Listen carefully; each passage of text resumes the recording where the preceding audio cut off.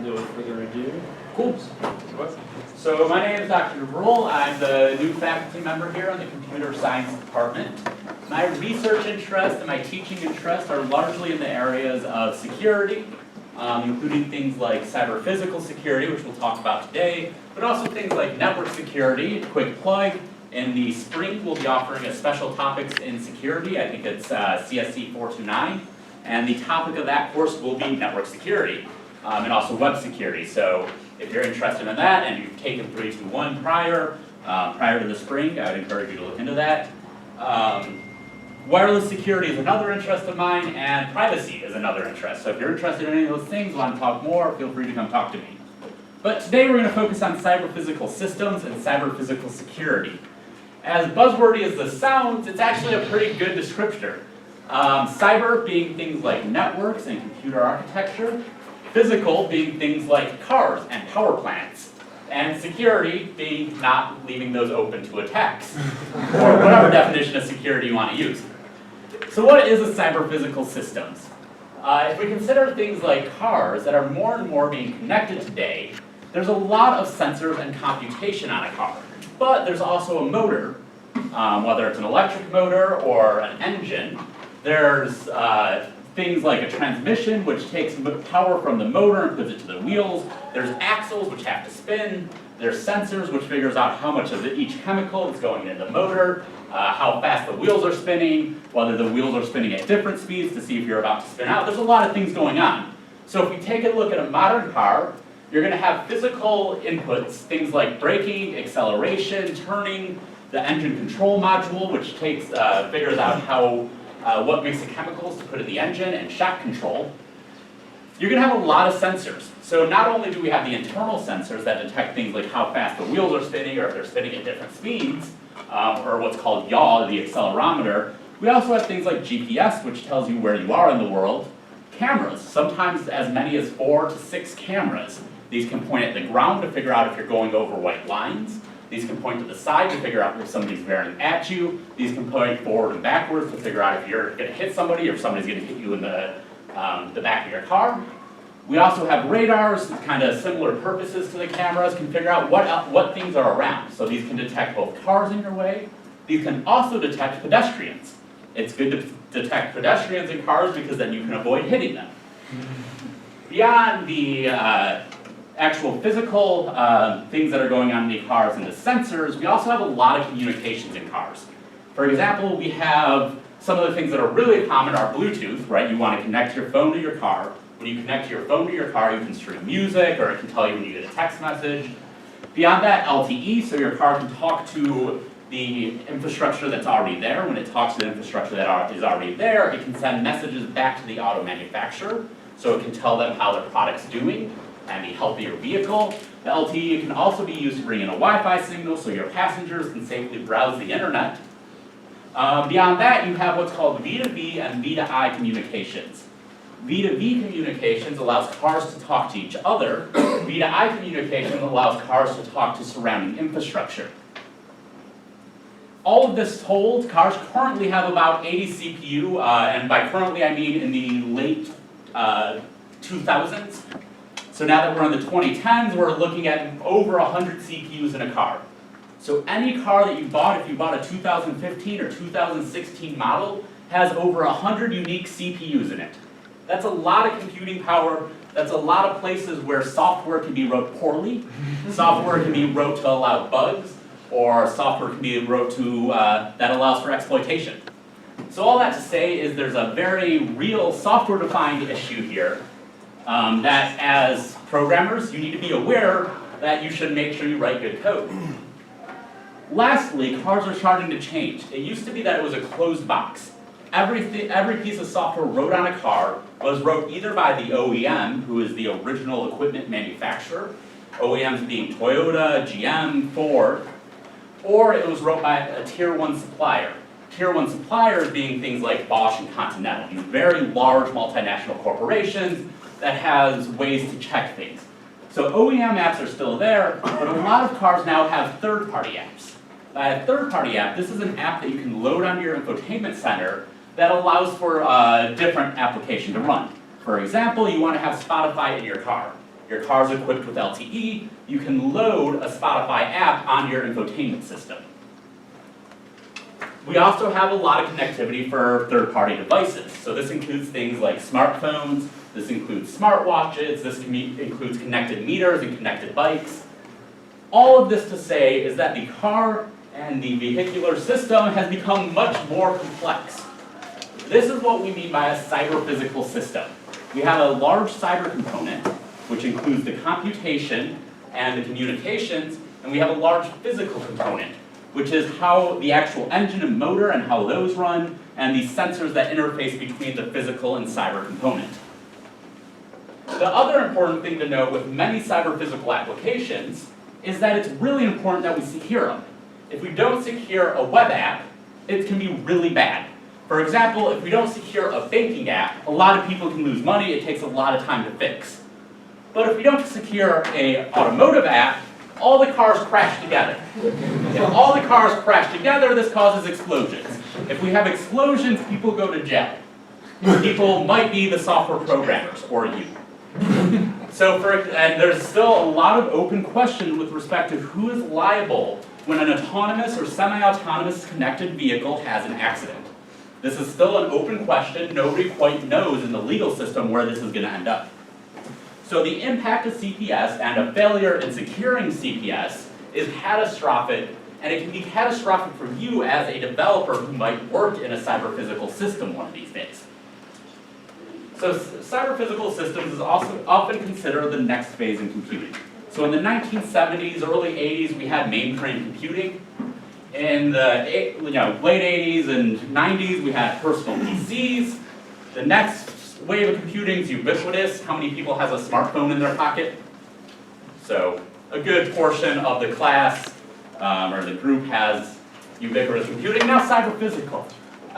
Increasingly, we have smart connected homes. We're using smart meters connected to your apartments, whether you know it or not. A lot of people have things like Apple Watch or Fitbits, which actually are a version of cyber-physical systems that interact with your health. So cyber-physical systems are here, and they're starting to become more and more common in our lives. And there's a lot of places where we can see this. One of the most obvious is industrial control systems. You have a plant that's manufacturing something. The different manufacturing operations are going to talk to a central computer. The central computer can let a manager know everything that's going on in a plant, and then the manager can give commands to change how the process is running. Any other guesses of other places that we might see cyber-physical systems? Power grids. Power grids. So the smart grid is a huge one.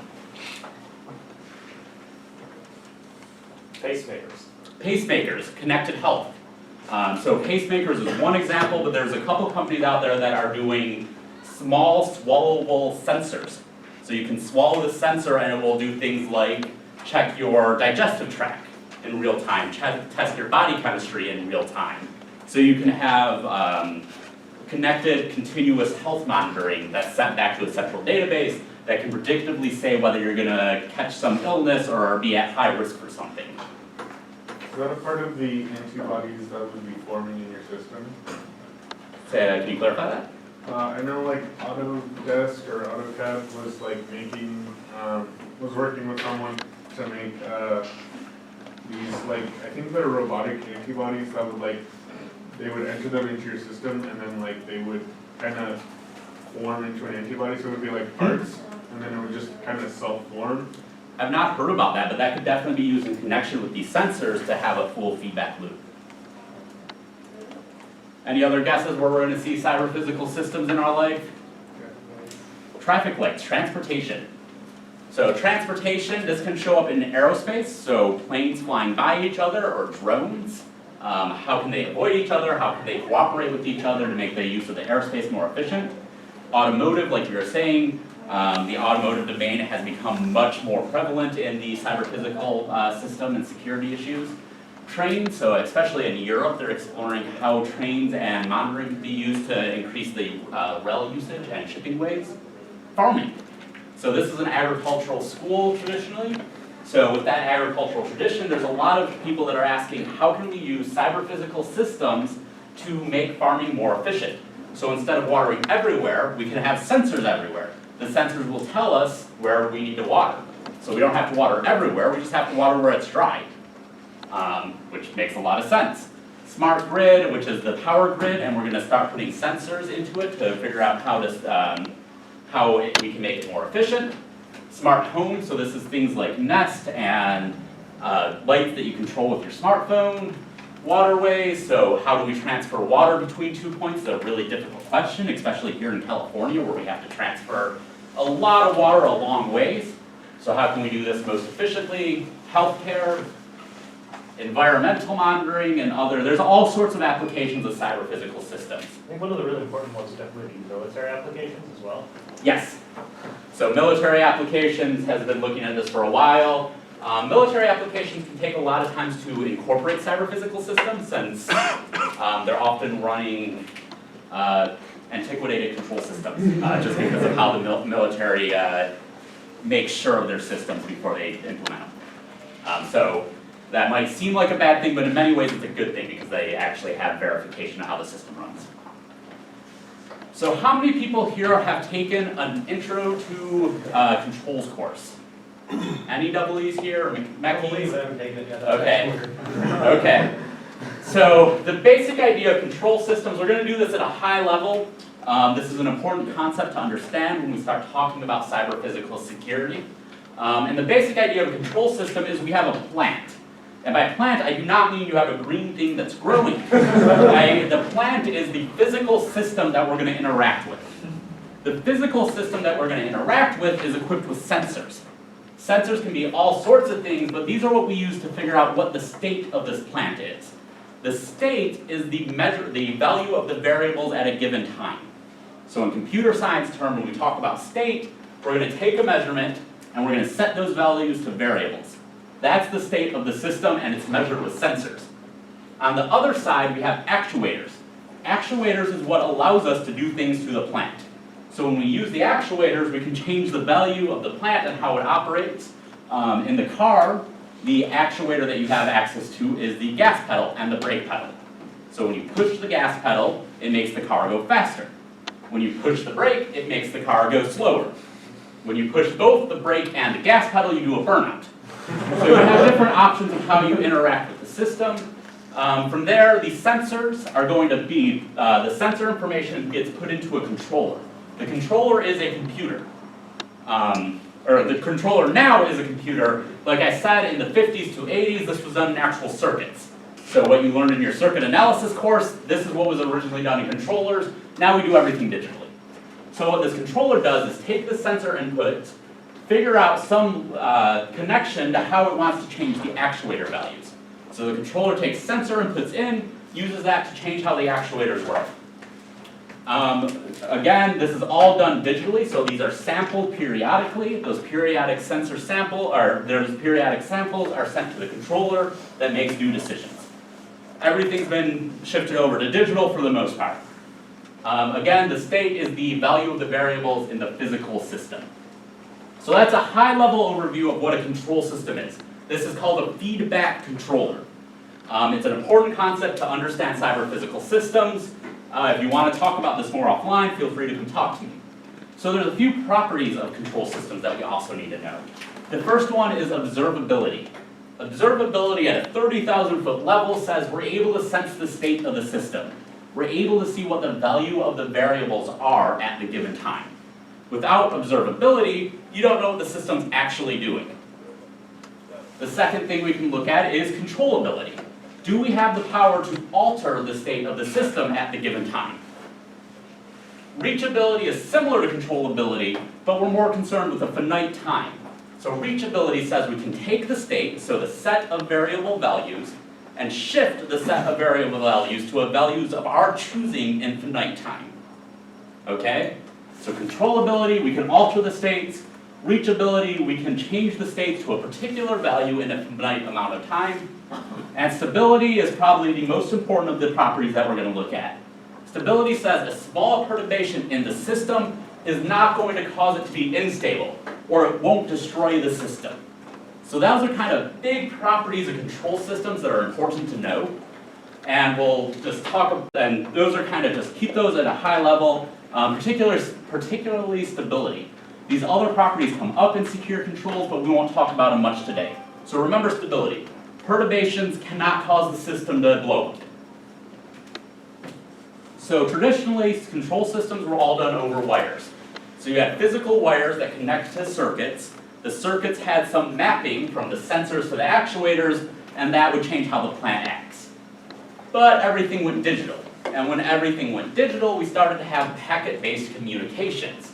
If you were here last week, it was the talk on networks. And I'm sure you covered packet-based communications, or if he did not have a very good talk, or if he did not, he didn't have a very good talk on networks.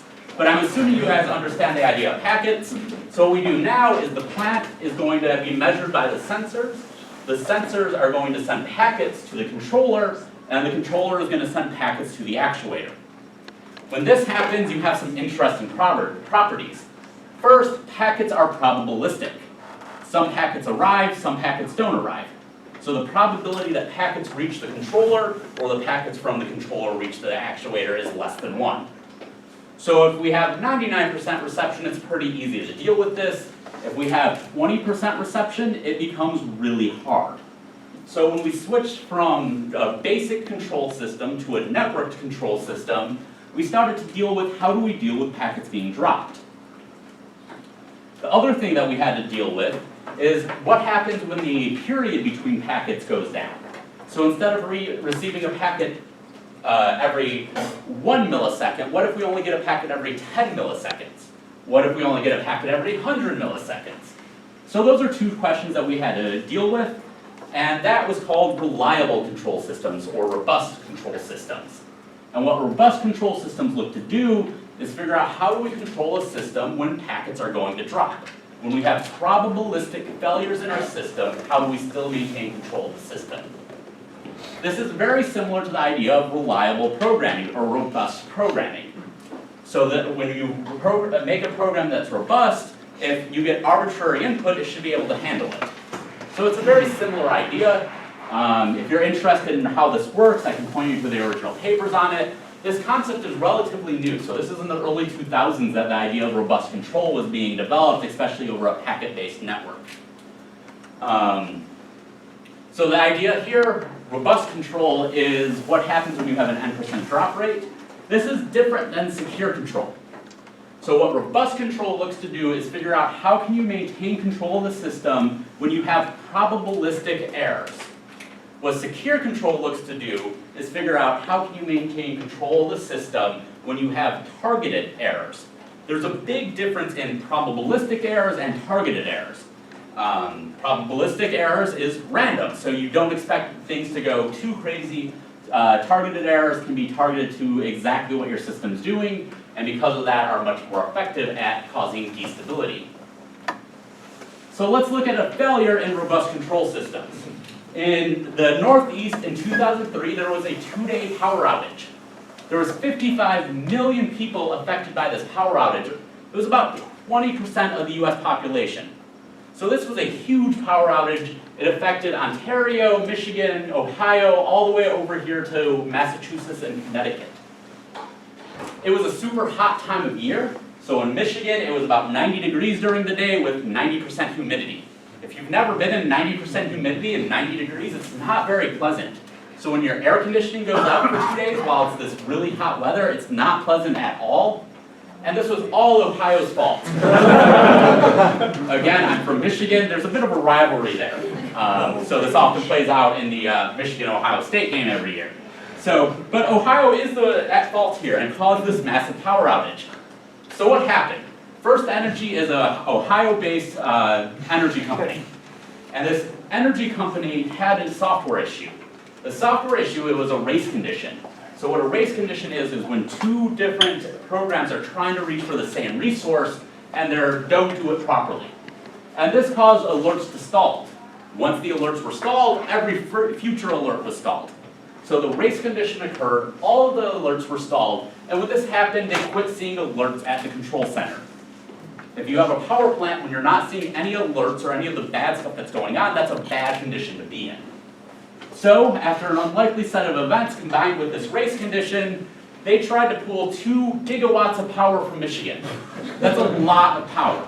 When they tried to pull all this power from Michigan, it caused Michigan's power to go out. This had a cascade effect, cascade being when you spread over a system, and slowly but surely, Ontario got an overload request from Michigan, New York got an overload request, Pennsylvania, New Jersey, Massachusetts, and Connecticut.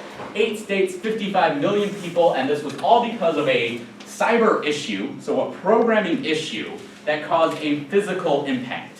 So this is where we start talking about cyber physical security. A cyber issue, programming, caused a physical effect. 55 million people are sent back into the Stone Age. So this is a huge problem. As a kind of takeaway from this, make sure you're properly checking for race conditions in your programming. So this is an important thing to keep in mind, or you can send 20% of the US population back to the Stone Age. Or we'll look later, 9% of the world population in a different blackout. So this is important. Make sure you program well. Make sure you're actually programming securely, checking your inputs, checking how you use shared resources.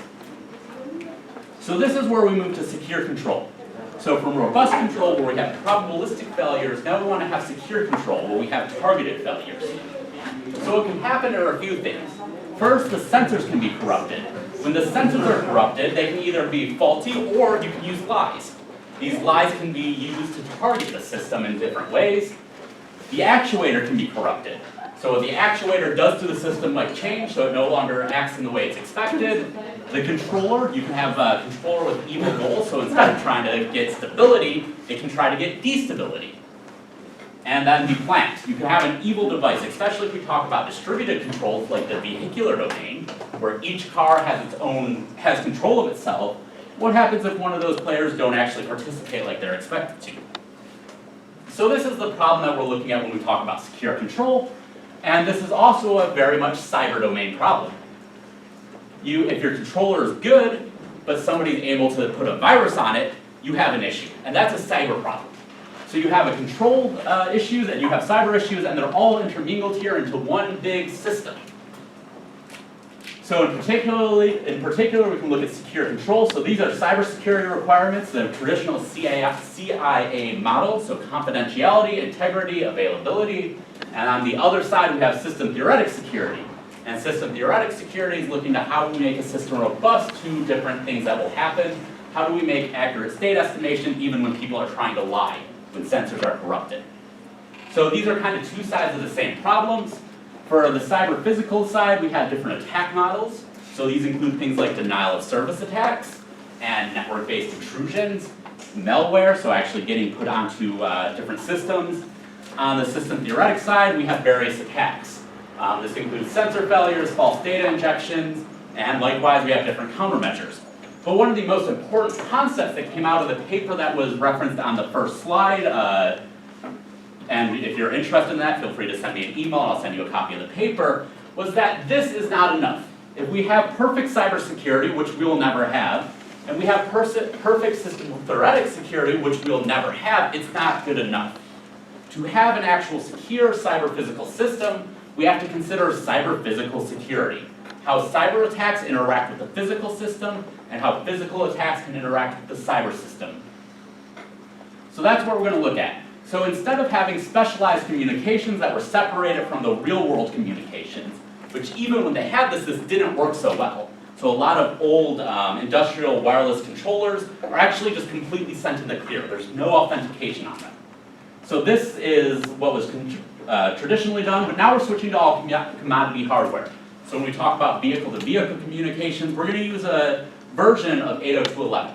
So we're just using a version of Wi-Fi. So what happens when we talk over that? We're not using customized PCs anymore, but we're using standard micros. So we're moving from the highly customized, specialized model to a bunch of commodity hardware. And when we do that, we need to come up with what's called cyber-physical security. So the main ideas of cyber-physical security is combining tools is not good enough. So we have a set of computer and network securities, i.e. cyber, which I know a lot of people hate that word, but it is what they call it. So we have a lot of tools in the cyber domain, we have a lot of secure controls, but just combining them and gluing them together will not work. There's a few reasons that this is. First is the models are incomplete. So the models of how a cyber attack interacts with a control system isn't there. That's still something that we're looking into and trying to figure out how to do. The definitions are incomplete, so how we define what secure means is a really hard problem to start with, but when we add two different systems and just glue them together, our definitions aren't very good, and both approaches have limited reach. So let's look at a cyber attack. In 2010, the world of cybersecurity changed. And the reason it's changed is Stuxnet was found.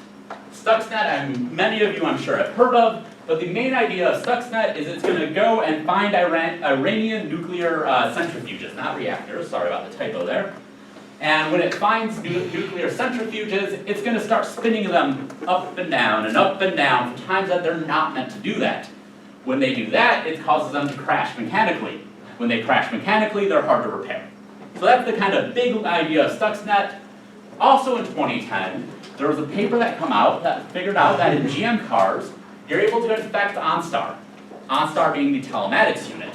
When you infect OnStar, you're able to do fun things. Fun things that can happen include things like controlling the brakes, controlling the accelerator, controlling the turning, preventing the user from controlling the brakes. So there's all sorts of fun things that you can do when you infect the telematics unit and then get full access to the control. Recently, there was a lot of news articles that came out that were talking about this. This is a 5-year-old attack that they didn't bother to fix. So it's been known for a long while, but it's still not fixed. Similarly, we recently had the Chrysler hacks, which is another cyber-physical attack.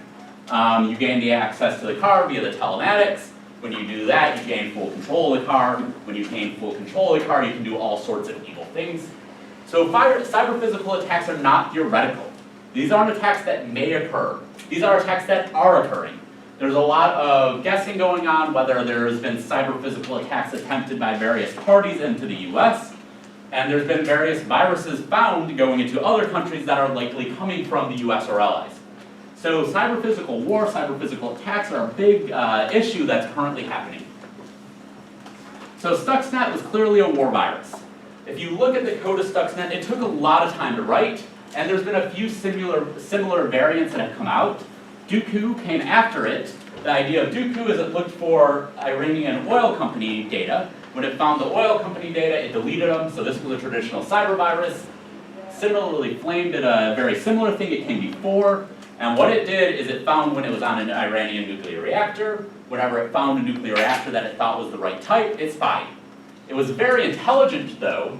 It didn't just spy, it spied in a way where it was hard to find.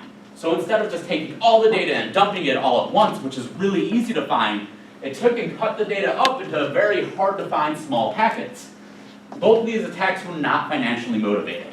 There was no financial gain to be made by either of these attacks.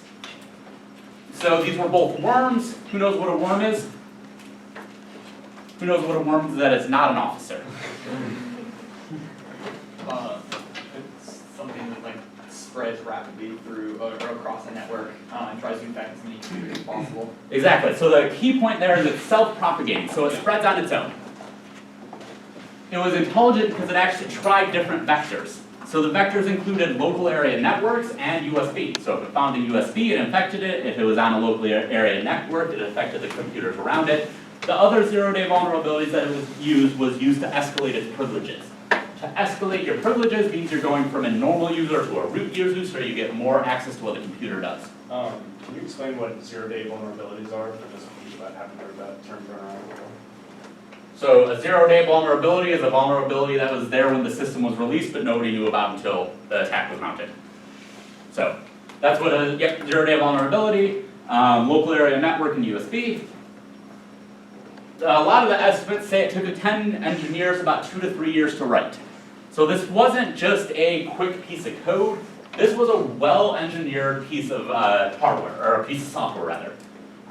So it took a lot of time, a lot of money to actually do this. Because of how much money it took, a lot of people just assume it's a war virus. So how Stuxnet worked, this is from I forget what magazine this is. If you're interested, give me an email and I can send this figure to you in the original article. It originally infects the system. To infect the system, what Stuxnet does is it found a Microsoft certificate and act like it was a legitimate Microsoft update. When it used that update, it then searched. It looked to see if it was connected to the Siemens hardware that was used to run the Iranian nuclear centrifuges. So it looked for a particular piece of hardware that it would be connected to if it was connected to the nuclear centrifuge. If it found it, it updated itself. If it did not find it, it went away. It deleted itself. It didn't need to be there. It went into hiding.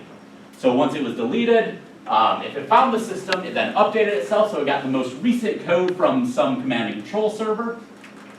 It then compromised the system using one of the zero-day attacks. It then took over control. So it was really interesting in what Stuxnet did. Again, it's a cyber virus, but what it does is it causes the reactor to spin too fast. So it spins fast, then spins slow, then spins fast, then spins slow. It does this for a prolonged period of time. At the same time, it's corrupted the display that the control operator sees. So there's a control operator sitting there at a keyboard that will see if the system's spinning too fast.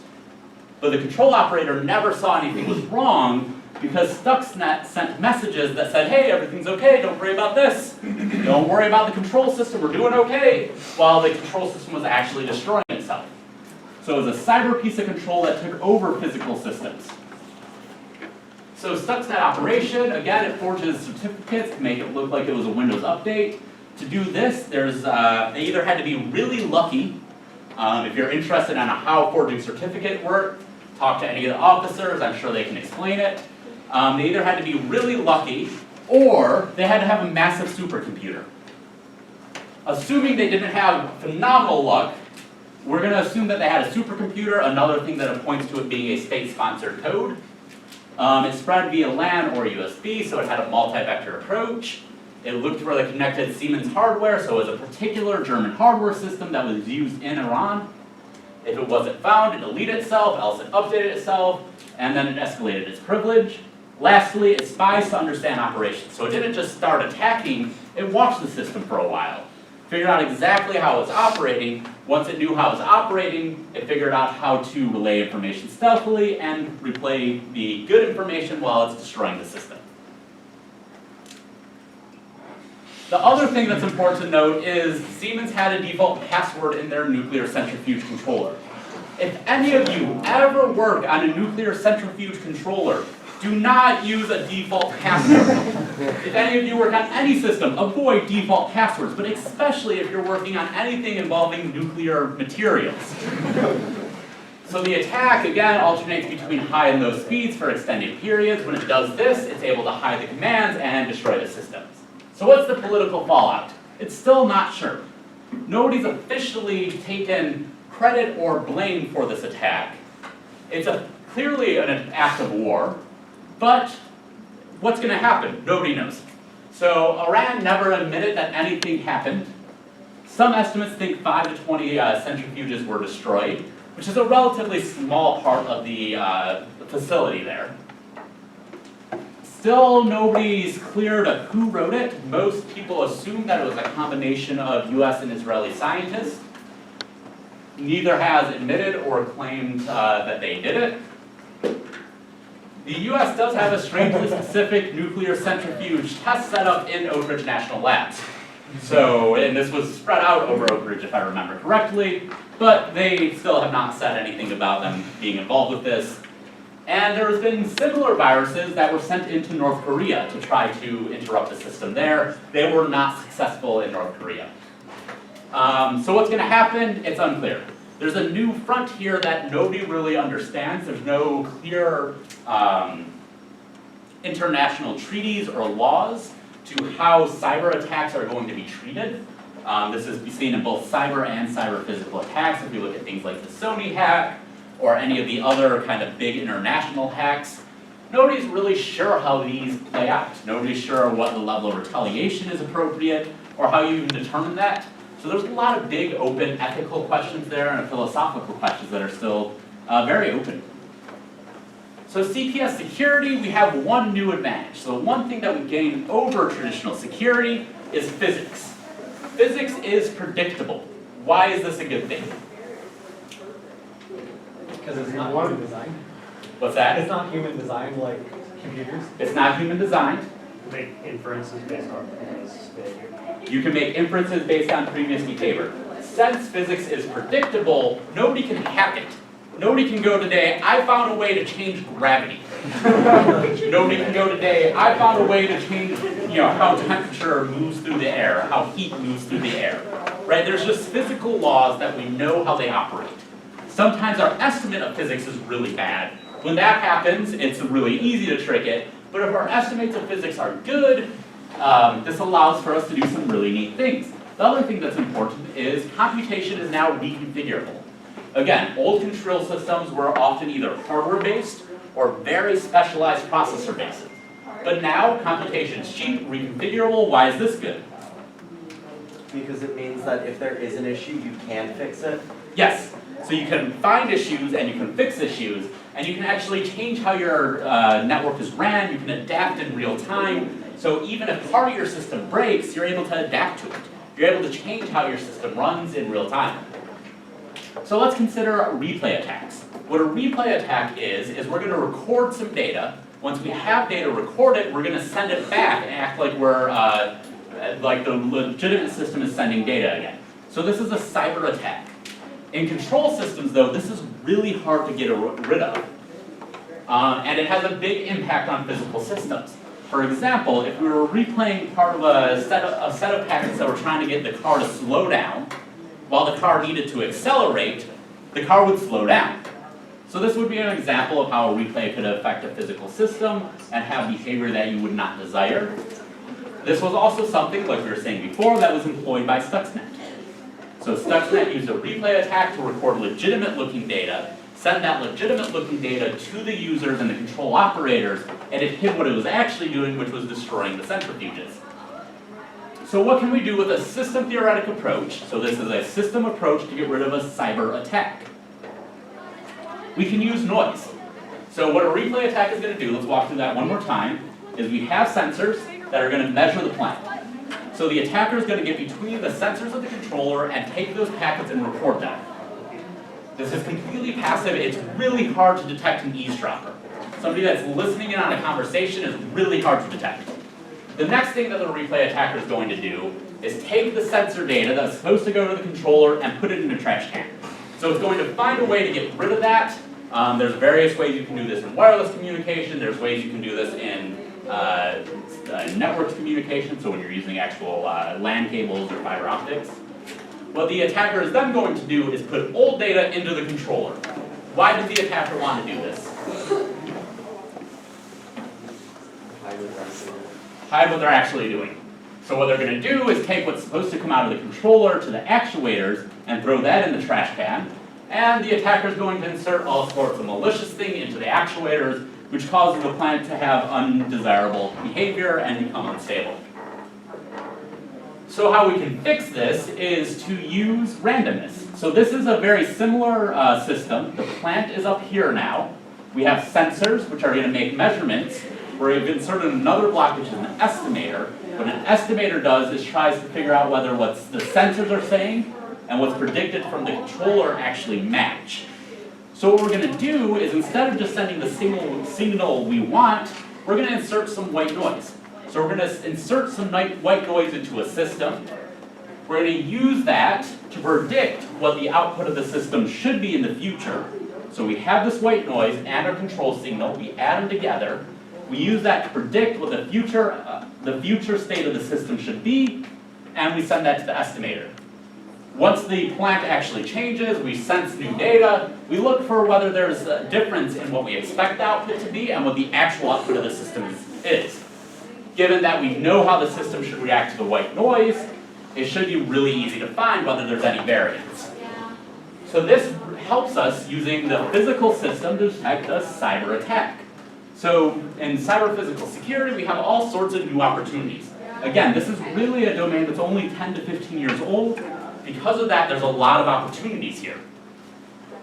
So this presents an attacker from replaying old data, so this can be used to actually figure out whether somebody's been recording things and putting it forward, because you know what the white noise is and how it's changed. You have some side channel detector, and you can use that to figure out when your system's not operating as expected.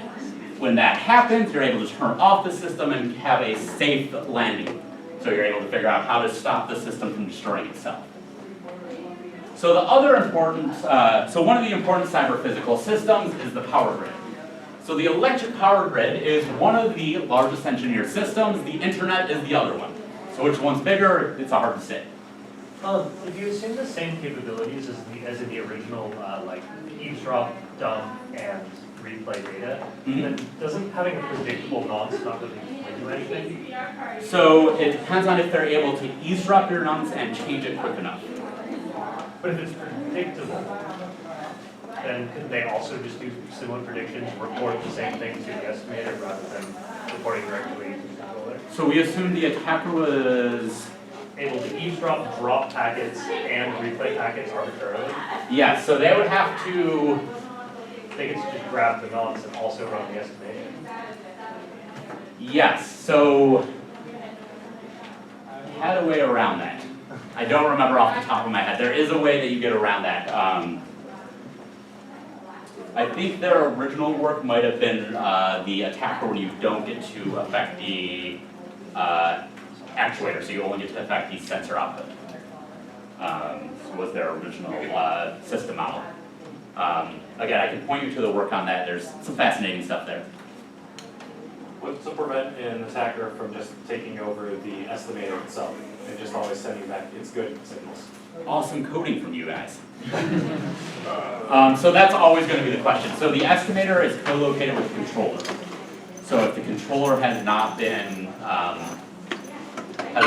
exploited, then the estimator is not been exploited. So if they've taken over the controller and the plant, and you have to make your line somewhere. So, but that's definitely something you could do. If you take over the controller and the plant, so the controller's lying to you also, it's really hard to prevent it, which actually I think goes back to your original question. It's all about the assumptions about Yep. the model. Yeah, so it all comes back to your assumptions, which is one of the things with this being a new field is really hard, is what assumptions do you make and what assumptions are fair to make. So, okay, so one of the big any more questions? Okay, so one of the big cyber-physical systems is the power grid. Again, one of the largest engineered systems in the world, and it's really a complex patchwork of technologies. Some technology was developed for the power grid and it was put out there, and then other technology was developed across the country or in a different country and it was put out there, and then they were connected. So it's this very patchwork system, and it's vital to our everyday life. It's extremely vulnerable. Again, when we looked at the Northeast blackout that was caused by a race condition, July 2012 was a blackout that made that look really small. Northeast India, 620 million people were affected, 9% of the world's population. This was caused by poor inter-region connections and control. So regions were talking to each other and they weren't doing a very good job at it, and because of that, the connections between the region fell. So to make the power grid smart, we're going to convert from a purely physical system where you have generation, which goes to transmission, which goes to distribution and consumption. This was largely a very static thing where people estimated when you need to turn the generators up, turn it down. There wasn't a lot of sensors and feedback in real time in the system. But now we have the capabilities to do real-time feedback up to the system. Because of that, what we can do is all of our consumption devices can measure what type of power usage it's using, and they can also adapt when they're using the power. For example, the smart car here is able to say, the power load is really high right now, so I don't want to charge. I'm going to wait until later at night when the power load is lower. Distribution, we're able to figure out where to send power in a more efficient way. What are LAN and WAN? Oh yeah, so HAN is a home area network, NAN is a neighborhood area network, and WAN is a wide area network. So these are different networks, and basically they're defined as they sound. So a home area network is going to be defined in a home or a factory in some small region. A neighborhood area network is going to be a subset of a city. A wide area network can cover many, many miles. So this can be full cities or counties. So the idea here is that the smart device is able to talk to a central controller, and the controller is able to say, hey, charge now, don't charge now. The distribution is able to figure out where charging is needed, where power is needed. The transmission is able to adapt to what the distribution is demanding because they're able to communicate, and you're able to generate in real time. So all of this allows you to be more intelligent with how we're adapting the system, But again, the power grid is vulnerable and it's built on old technology. So given that the power grid is vulnerable and built on old technology, we need to be sure that we're looking at how to secure the system. Because if somebody's able to take one of these devices and demand 2 gigawatts of power, that's bad. If all of a sudden the system's trying to change how it's transmitting energy because one device says, hey, I need all the power in the world, you can't have that. So you need to make sure that you do things like have actual non-repudiation in devices. Non-repudiation being when a device says something, you actually track back to it, so if it says, I need 2 gigawatts of power, you can go and say, no, we're going to arrest you. So you need to make sure that you're actually able to track that. You actually need to make sure that the integrity is there, so if this device says something, some other device doesn't lie and says it said something else. You need to make sure that there's ways to guarantee availability to everybody, so traditional cyber properties need to be maintained along with the stability of the system, which is a control property. So we made the cyber grid smart. There's a lot of components that interact, which include cyber components and physical components and the connection components. So these are the networks and sensors that connect the cyber and physical components. And there's a lot of requirements for the security. So some of the requirements include things like reliability. So we want power when we want power, and we actually need to make sure that the control and the physical infrastructure isn't going to blow up. Confidentiality, you don't want people to know when you're using your TV or your washing machine, so this varies depending on the person, but in general you want to have confidentiality of power usage. Integrity, so you want to make sure that the price you're paying is the price you're supposed to be paying, at least at most the price you're supposed to be paying, and the company wants to make sure it's at least the price you're supposed to be paying. And integrity of demands, making sure that you're not telling 2 gigawatts of power to go from Michigan to Ohio, thus Ohio causing the whole Northeast to crash. And availability, and there's a lot of vulnerabilities, but make sure we have a couple minutes per question. Is there any questions? So, cool. How did they find out about the Stuxnet? If nobody talked about it, nobody admitted it, how was the... So Stuxnet was a worm, which means that it spread really rapidly, and it got on all sorts of machines. So it was the people at a Russian cybersecurity firm, Perrig, that originally found it. Yeah, so they saw this virus, they didn't know what it was trying to do, so they basically had teams go through line by line and go, what is this command doing, what is this command doing, until they figured out what it was doing. And why didn't it propagate through North Korea? That's a closed country that it's not clear why things happen. But there is a version of the virus that was wrote for North Korea. So, anybody's guess. How did Peppers find out? Did they have access to already computers? So the virus went over all computers. So it went over the US Chevron computer. Chevron found it in their system after Perrig gave away some signatures. So it was in the US, it was in Europe, it was in the Middle East, it was all over. So it wasn't just around that actually interacted with the virus. So I think there might be, like, with the whole smart power grid, I think there's some interesting, just like, liability type things where it's like, oh, okay, you're kind of trusting, like you're always trusting the power company to give you a certain amount of power, or it's like how do you hold people accountable whether or not you're the supplier or the consumer, how much power you're actually consuming, like with this whole smart grid. Yeah. Do you have any thoughts about that just in general? So that goes back to the fact that there's cyber and physical vulnerabilities. So for example, a physical vulnerability is you take your smart grid and you connect the power you're using to your neighbor's grid. So right, that's a traditional attack against the smart grid, which is really hard to detect. So there's a lot of work that needs to be done in actual integrity of data. So it's a hard problem. So a couple quick takeaways for CS, SE, and CPEs. First, make sure you're writing good code. That's a huge thing. I'm sure this is something that White Hat talks about all the time, but if you're writing code that's bad and you have control over that code, don't do that. Beyond just writing good code, consider a whole system when you're designing it. So when you're writing code to do something, consider how it'll interact with the system as a whole. For example, if you're designing automotive code for how to plug in your seatbelt and detect whether somebody's plugged in their seatbelt, make sure that this doesn't cause braking to randomly occur. So consider how your code affects the system as a whole when you're writing it. Make sure you're considering how it interacts and how you handle physics. So how you interact. So I would highly encourage CPE students to take digital controls course. I know this might not be a popular thing to do since it's kind of a deep elective change, but there's a lot of good things you can learn about how to design a system that's outside of what you're going to learn in a software engineering course or a computer science course. So CPEs, I highly encourage you to actually take electives in EE, as well as courses like network security, mobile security, but I'm a little biased on those courses. And the last thing that I want people to consider is security is more than crypto. So a lot of people go, security, that means I'm going to do cryptography to keep my data hidden. There's a lot more to securing systems than that. So that's all I have, and it's 8 o'clock, so have a good night.